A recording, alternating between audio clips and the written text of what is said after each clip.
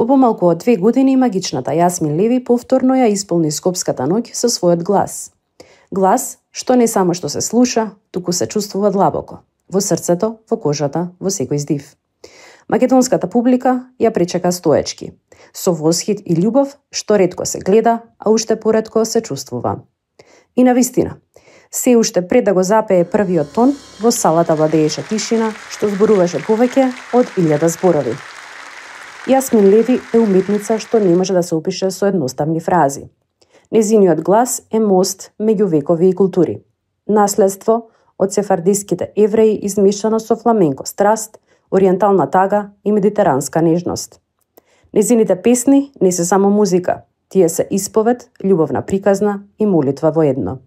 На концертот во Скопје, Левија потврди својата безвременска моќ. Со секоја изведена песна, Аудио Керида, Ла алегрија, уна ноќе мас, таа ги поврза луѓето во едно заедничко чувство. Публиката пееше со неа, а во неколку мигови се чинеше дека целиот град дише во ист ритам. Тоа не беше настап, туку средба на души, незината, исполната со болка и љубов, и душите на публиката, отворени и гладни за искреност. Кариерата на Јасмин Леви е приказна за храброст и автентичност. Таа го презеде древниот јазик ладино и го претвори во современа магија, освојувајќи ги светските сцени од Тел Авив до Мадрид, од Лондон до Истанбул. Но кога настапува во Скопје, нешто се менува. Овде не е само пејачка, таа е пријател, сестра, дел од нашата душа. И затоа незиното враќање не е само концерт, тоа е обнова на едно чувство што не старее. Јасмин Леви не само што пее, таа гори, а кога гори, сите се распламтуваат со неа. Yasmin, welcome back to Skopje after less than 2 years.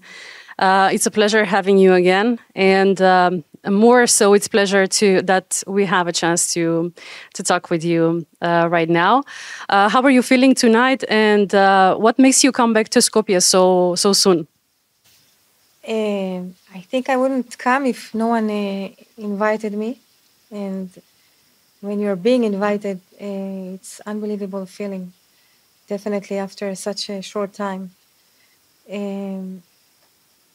It means love, that I have love from the audience. And of course I have love for the audience. But it's an unbelievable, beautiful compliment for an artist to visit again the same place that he's just been to. How are you usually feeling in Skopje? Listen, I've been only twice, and now it's my second time now. Last year they invited me to some winery. I must tell you about the beautiful hospitality and the smile of the people. The audience is unbelievable. Generous with feelings, I mean. And I always say that I'm grateful for the audience for allowing me to be crazy, because I'm a bit crazy on stage, and they don't judge me. And that's what I remember from the last time that I've been to Skopje. And I'm really looking forward for the first moment in which I put my leg, the right leg, on the stage. And this is the meeting between the audience and me. This is the highest point of feelings for me.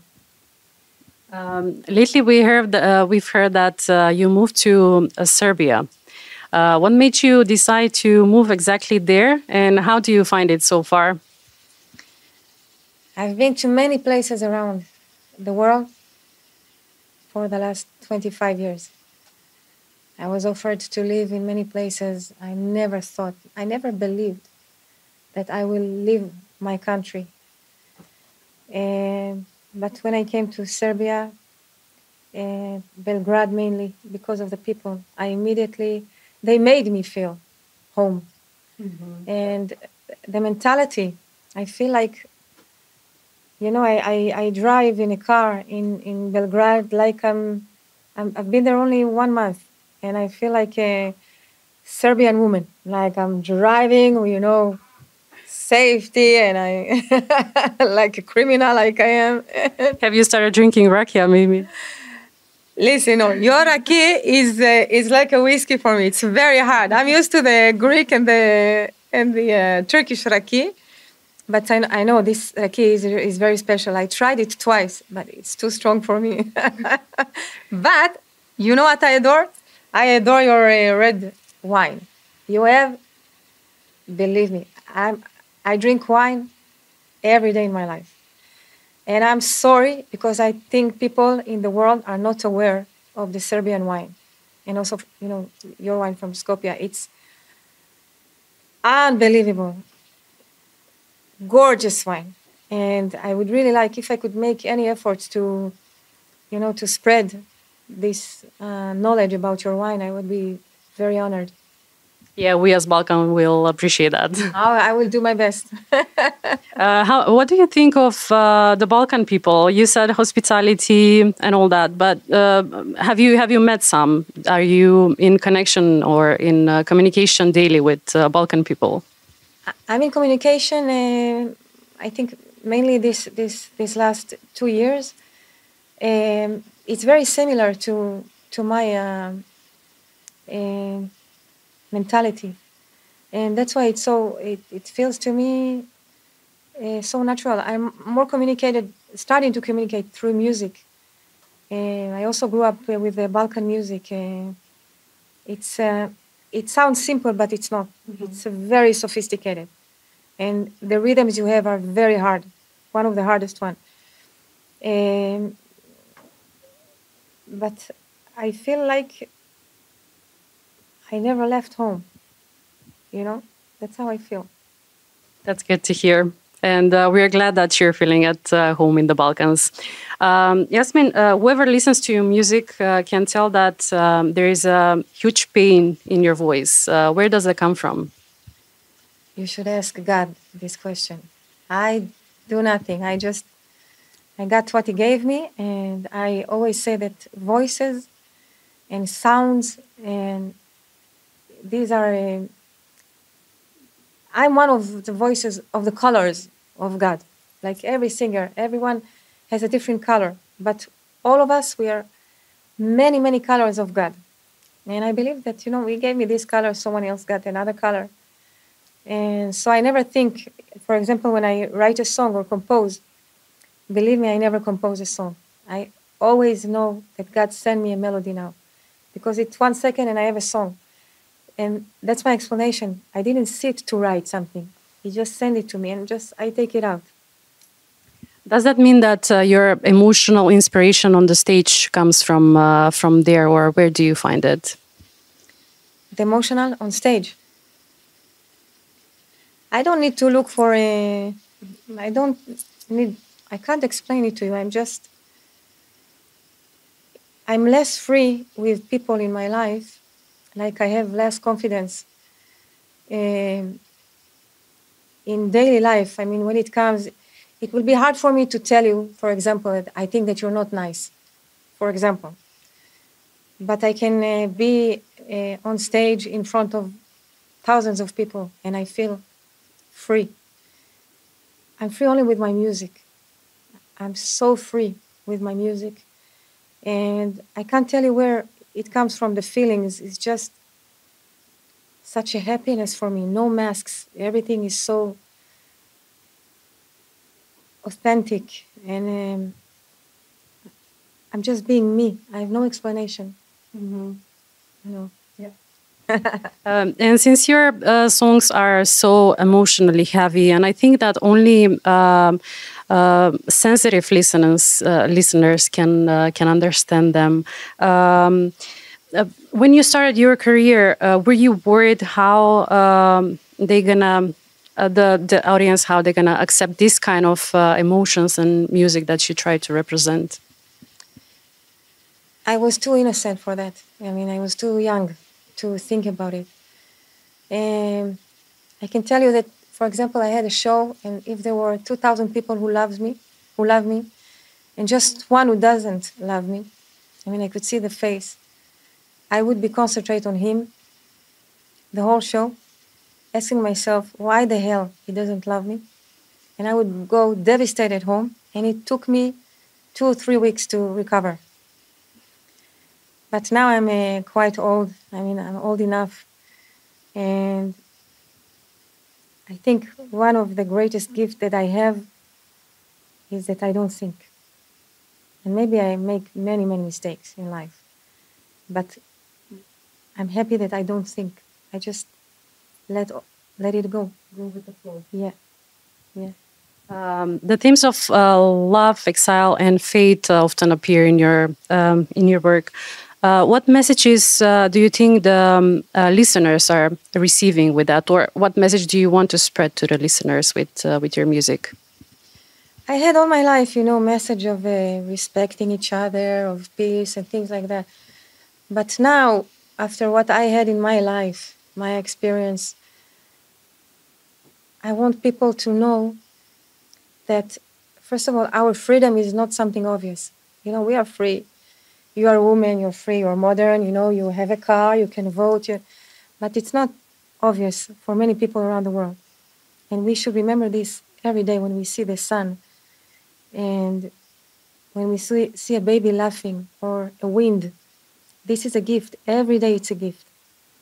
And if you want to change something in your life, today I think what I'm trying to say is not to be afraid to change.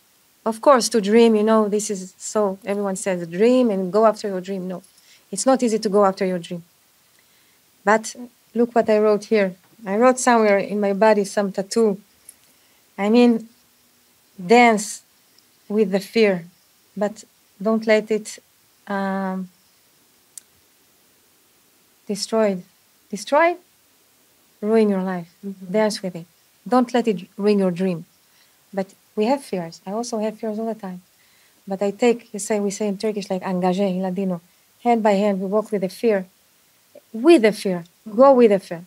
You will always have fear in life, but just go with it. You've performed all over the work. How does the audience reception differ from a country to a country, especially from the Middle East and the Europe? I had shows in 20 years ago in Germany and Poland. I was always sure that they don't love me because they sit, very strict and, very polite. And I said, what is the problem? Maybe I'm not singing well. Maybe I'm not nice. I don't know what. And then years goes by, and you understand that this is education. This is mentality. But I think I also managed to educate them about me, about being free with me. And now when I come to Germany or Poland, everyone gets crazy with me because I let them know that it's okay to let your feelings be free. And I remember I had some show in Poland once, and there was a guy with a tie and suit, and he was looking at me the whole show like so serious. And I said, oh my God, this guy, he just wants to escape. And 2 days later, I got a mail from him. He said, Miss Levy, I'm the person who sat in front of you with a suit. And I was afraid to smile all the time and to cry. But thank you for being crazy for me because my culture does not allow it to me. And this was a good school for me. Mm-hmm. And of course, Mediterranean people are so warm, But I think I've had a long way with my audience. And even if they're educated and polite, I ask them to take all your chains, like cut it now, at least this time with me. And they become free quite immediately, I must say. For the last question, looking ahead, which new directions are you most excited about? What is the new that is coming on your way, both professionally and personally? Personally, I'm not so interesting. I think, I have a non-boring life. Punto, believe me. But all my life, I wanted to change my musical direction. And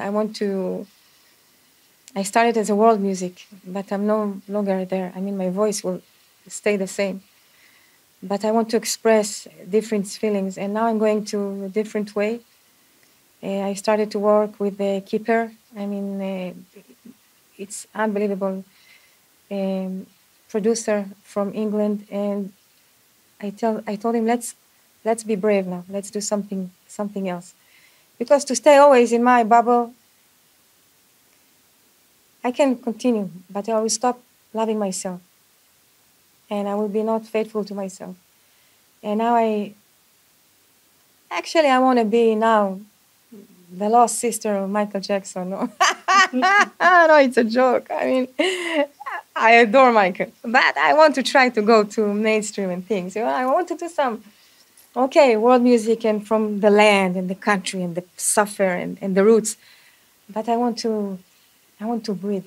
I want to and fly. Maybe I will fall. I don't care.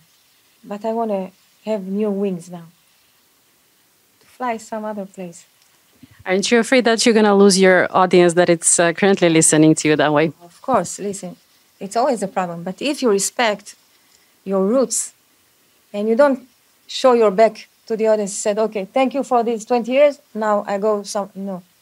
Come with me to my new journey.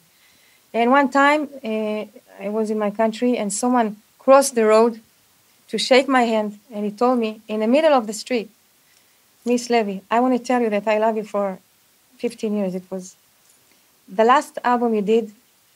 I cannot stand it. I hate your last album, but please continue to the next one. I'm waiting. And this is what I love.